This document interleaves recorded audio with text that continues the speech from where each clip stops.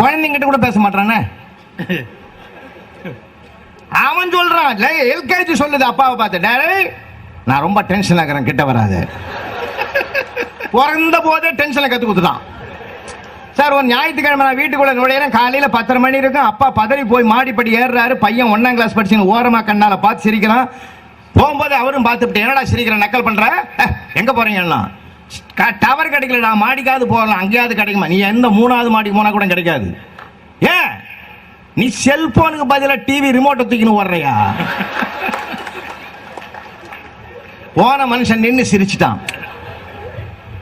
போராடுங்க. என்ன போராட்டம்? நீ என்ன போராட்டம் பண்ணி என்னத்தை பண்ண போற? நான் காந்தி மாதிரி மறுபடியும் ஒரு போராட்டம் பண்ண போறியா? ஒண்ணும் கிடையாது.